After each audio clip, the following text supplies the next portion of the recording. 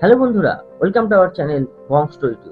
তো বন্ধুরা, গল্প শোনার আগে তোমাদের কাছে একটা ছোট্ট অনুরোধ। আমাদের চ্যানেলটিকে অবশ্যই সাবস্ক্রাইব করে নাও, আর পাশে থাকা বেল নোটিফিকেশনটাকে অন করে নাও, যাতে আমি যখন যখন নতুন নতুন গল্প ছাড়বো তার নোটিফিকেশন সবার আগে তোমাদের কাছে পৌঁছে যায়। চলো বন্ধুরা, আর সময় নষ্ট না করে গল্পটি আমরা শুরু করি। তিন বন্ধুর গল্পের মাঝে হঠাৎ ফোন বেজে উঠল নিপার। অভি ফোন করেছে। নে কথা বল। রাধার বিরহে কৃষ্ণ আর থাকতে পারছে না। দুটির কথায় হেসে উঠল বন্যিও। ফোনটা নিয়ে সেখান থেকে উঠে গেল নিপা। কথা বলে ফিরে এসে জানালো, কোন শার্ট পরে বেরোবে জিজ্ঞেস করছিল। সত্যি বাবা, বরকে কী করে এরকম বসে রাখিস রে? মাঝে মাঝে আমি ভাবি, বিক্রম যদি অভির মতো 5%ও আমার কথা শুনে চলতো। দীর্ঘ নিঃশ্বাস ফেলে বলে বন্যি। হ্যাঁ রে, আমার তো নিপাকে দেখে মাঝে মাঝে খুব হিংসে হয়। অভির মতো পত্নীব্রতা হাজব্যান্ড পাওয়া তো সত্যিই খুব ভাগ্যের ব্যাপার, সাই দিয়ে বলে দ্যুতি। বন্ধুদের কথা শুনে ভেতরে ভেতরে গর্ববোধ হয় নিপার। বিবাহিত জীবনে সে সত্যি খুব সুখী। অভি একেবারে নিপা বলতে অজ্ঞান।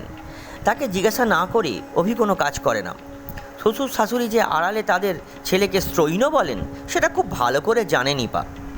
অত্যন্ত অভিজাত পরিবারের হলেও এই একটা ব্যাপারে নিপা মধ্যবিত্ত মানসিকতা লালন করে। তার কারণ নিপার বাবার বাড়ি অত্যন্ত সাধারণ মধ্যবিত্ত পরিবার। কলেজে পড়তে পড়তে প্রেম হয় তার আর বড়লোক বাবার ছেলে অভির।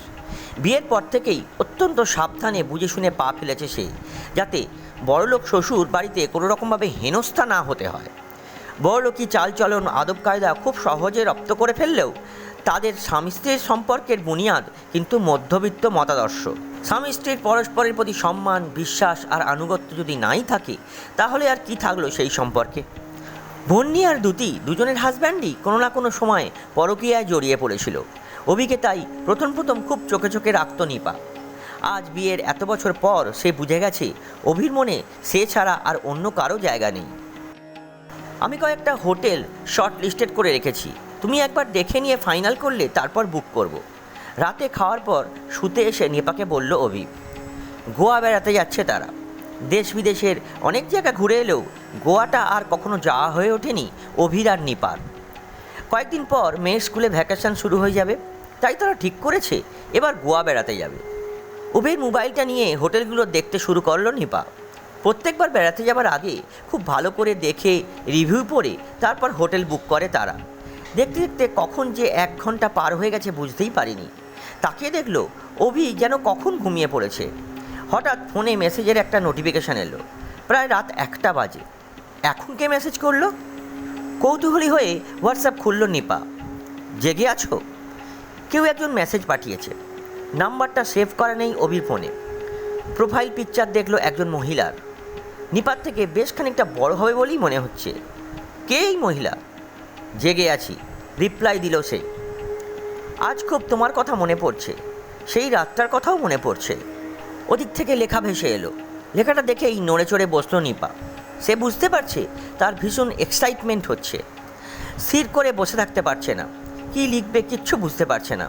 কিছুক্ষণ ভেবে লিখল, কোন রাত? এর মধ্যেই ভুলে গেলে? এত রঙিন রাত আমার জীবনে আর কখনো আসেনি। এত জোরে ধকধক করছে যে নিপার মনে হচ্ছে তার হৃৎপিণ্ডটা এবার বাইরে বেরিয়ে আসবে। ফট করে ফোনটা সুইচ অফ করে দিল সে। ধীরে ধীরে শুয়ে পড়লেও বুকের ওঠানামা কিছুতেই কমছে না তার। তার মানে অভি? নিপা আর ভাবতে পারে না। কিন্তু কবে, কখন, কোথায়? নিপার মনে প্রশ্নের ঝড় শুরু হলো। তখনই অভিকে ডেকে ধাক্কা মেরে ঘুম থেকে তুলল সে। ফোনটা অন করে মেসেজগুলো দেখালো তাকে। ফ্যালফ্যাল করে কিছুক্ষণ মেসেজগুলোর দিকে তাকিয়ে থাকার পর নিপার দিকে তাকালো অভি। নিপা দেখল অভির চোখে মুখে ভয়ের ছাপ স্পষ্ট। কি এগুলো? চিৎকার করে উঠল নিপা। চুপ করো, প্লিজ চুপ করো, আমি তোমাকে বলছি কি হয়েছে। আমতা আমতা করে অভি জানালো, 3 মাস আগে অফিসের কাজে সে যখন ব্যাঙ্গালোরে গিয়েছিল, তার সঙ্গে অফিসের অমিত আর সুপর্ণাদিও গিয়েছিল। একদিন রাতে তারা 3জন মিলে ড্রিঙ্ক করেছিল আর অনেক গল্প করছিল। খুব মজা হয়েছিল সেদিন, তাই সুপর্ণাদি ওই দিনটার কথা মনে করছে। অভির মুখ থেকে সে যে কিছু চেপে যাচ্ছে তা পরিষ্কার বুঝতে পারল নিপা। অনেক চাপাচাপির পরও অভি যখন কিছু বলল না, তখন তার হাত নিয়ে ঘুমন্ত মেয়ের মাথায় রেখে শপথ নিতে বলল সে। অভি যে উভয় সংকটে পড়ে গেছে তা তার মুখ দেখে স্পষ্ট বোঝা যাচ্ছে। বাধ্য হয়ে ধীরে ধীরে এবার সে যা বলল শুনে নিপার বুকের ভেতরটা কেঁপে উঠল। অফিস থেকে ব্যাঙ্গালোর ট্রিপে গিয়ে একদিন রাতে ড্রিঙ্ক করার পর সুপর্ণাদির সঙ্গে ঘনিষ্ঠ হয়েছে অভি। পরে তাদের দুজনেরই খুব অপরাধ বোধ হয় এটা নিয়ে। ফিরে এসে আজ পর্যন্ত তারা দুজনের সঙ্গে কথা বলেনি। এমনকি দিন 10 আগে এই অফিস ছেড়ে দিয়েছে সুপর্ণাদি। বিশ্বাস করো নিপা, আমার মনে কিছু নেই, আমি শুধু তোমাকেই ভালোবাসি। আমি জানি না আজ কেন সুপর্ণাদি হঠাৎ এরকম লিখেছে। একদম চুপ, একটা কথা বলবে না আর। এটুকু বলেই বিধ্বস্ত নিপা একেবারে স্থাণুর মতো বসে থাকে। সাফাই দেওয়ার জন্য অনেক কিছুই বলে যেতে থাকে অভি। নিপার কানে আর কোনো কথা ঢোকে না। শেষমেশ অভিও তার এতদিনের অহংকার ভেঙে চুরমার করে দিল অভি। বন্ধুদের কাছে সে কি করে মুখ দেখাবে? প্লিজ নিপা, বিশ্বাস করো। নিপার হাত ধরে অনুনয় বিনয় করতে থাকে অভি। কি করে বিশ্বাস করব? আজ এই মেসেজটা না দেখতে পেলে তুমি তো আমাকে কিছুই জানাতে না, হয়তো আবার ওরকম কিছু করতে। বিশ্বাস করো, আর কখনো আমি এরকম করব না। না অভি, আর নয়, আর আমি তোমার সঙ্গে থাকতে পারবো না, সব জানিয়ে দেয় নিপা। পরদিন অনেক কাকুতি মিনতি করে অভি, কিন্তু নিপার মন কিছুতেই নরম হয় না। মেয়েকে নিয়ে বেরিয়ে যাবার ডিসিশন থেকে তাকে কেউ টলাতে পারে না। শ্বশুর শাশুড়ি এমনকি বন্ধুরা সবাই তাকে বোঝায়। আমাদের সোসাইটিতে এক্সট্রা ম্যারিটাল ব্যাপারটা খুব কমন নিপা। তাছাড়া অভি তো তোমার কাছে ক্ষমা চেয়ে নিয়েছে, আর কখনো এরকম করবে না। কিন্তু নিপার মন কিছুতেই শান্ত হয় না। সে জানে একবার যে বিশ্বাস ভেঙেছে সে আবার ভাঙবে। আজ যদি সে অভিকে ক্ষমা করে দেয় তাহলে অভি আবার সুযোগ নেবে। সব কিছু জেনে বুঝেও সে যদি আজ থেকে যায় তাহলে সবাই এটাও ভাবতে পারে এ বাড়ির সুখ স্বাচ্ছন্দ্য, অর্থ প্রতিপত্তি এসব ছেড়ে সে যেতে চায় না। না, এরকম সে কিছুতেই করবে না। সপ্তাহখানেকের মধ্যে মেয়েকে নিয়ে সে বাবার বাড়িতে চলে যায়। মানসিকভাবে একেবারে বিপর্যস্ত হয়ে পড়ে অভি। এর প্রায় 15 বছর পর মেয়ে মুনিয়াকে এয়ারপোর্টে ছাড়তে এসেছে নিপা। উচ্চশিক্ষার জন্য বিদেশে যাচ্ছে সে। অভিকে ছেড়ে এসে অনেক কষ্ট করে মেয়েকে বড় করেছে নিপা। একটা ছোটোখাটো চাকরি করে সে এখন। বাবা মা অনেক দিন হলো গত হয়েছেন। এদিকে মেয়েকে বিদায় জানাতে অভিও এসেছে এয়ারপোর্টে। মেয়ের সঙ্গে নিয়মিত দেখা হলেও নিপার সঙ্গে আজ বহু বছর পর দেখা। বুকের ভেতরটা অসহ্য রকমের ভারী হয়ে আছে তার। নিপার সঙ্গে একমাত্র যোগসূত্র মেয়েও আজ বিদেশে চলে যাচ্ছে। মা বাবা আর কেউ বেঁচে নেই। এই এত বছর পর সেও একাকিত্বের মধ্যে দিয়ে তার ভুলের প্রায়শ্চিত্ত করে এসেছে। নিপা চাইলেও সে তাকে ডিভোর্স দেয়নি। মনের মধ্যে ক্ষীণ আশা ছিল একদিন না একদিন নিপা তাকে ক্ষমা করে দেবে, কিন্তু না, নিপা ফিরে যায়নি তার কাছে। কিছুক্ষণ কথা বলার পর মা বাবাকে বিদায় জানিয়ে গেটের কাছে এগিয়ে যায় মুনিয়া।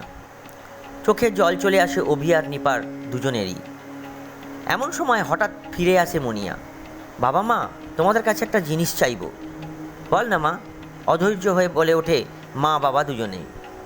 তোমরা কি আবার নতুন করে শুরু করতে পারো না? মা, বাবাকে কি তুমি এখনও ক্ষমা করতে পারো নি? প্লিজ মা, এরকমভাবে তোমাদের ছেড়ে গিয়ে আমার কিছুতেই ওখানে মন বসবে না। রুমাল দিয়ে মুখ ঢেকে দেয় নিপা। চারিদিকে অনেক লোকজন। ভেতর থেকে যে প্রচণ্ড আবেগ, অভিমান ফেটে বেরিয়ে আসতে চাইছে তা সে কী করে সামলাবে বুঝতে পারে না। সেও তো কতবার ভেবেছে সব অভিমান ভুলে অভির কাছে ছুটে যেতে, কিন্তু পারেনি। প্লিজ মা, দেরি হয়ে যাচ্ছে আমার। ঠিক আছে মা, তাই হবে, কাঁদতে কাঁদতে জানায় নিপা। এরপর যখন ফিরব তখন আবার আমরা তিনজন একসঙ্গে থাকবো তো? বাবা মাকে একসঙ্গে জড়িয়ে ধরে জিজ্ঞেস করে মুনিয়া। তার চোখেও জল। হ্যাঁ মা, তাই হবে, কথা দেয় অভি আর নিপা। চোখ মুছে হাসি মুখে গেটের দিকে এগিয়ে যায় মুনিয়া। মেয়ে চোখের আড়ালে চলে যেতেই পরস্পরের দিকে অপলক দৃষ্টিতে তাকিয়ে থাকে অভি আর নিপা।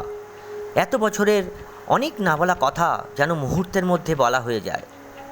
চলো সোজা তোমার ওখানেই যাই, তারপর জিনিসপত্র গুছিয়ে নিয়ে একসঙ্গে বাড়ি ফিরব, প্রথম কথা বলে অভি। হ্যাঁ চলো, বিষণ্ণ হেসে বলে নিপা। সত্যি আজ সে বড় ক্লান্ত, বড় একলা। গাড়িতে বসে বহু বছর পর অভির কাঁধে মাথা রাখে নিপা। শক্ত করে তার হাতটা ধরে অভি। বাইপাস দিয়ে দ্রুত গতিতে ছুটে চলে তাদের গাড়ি।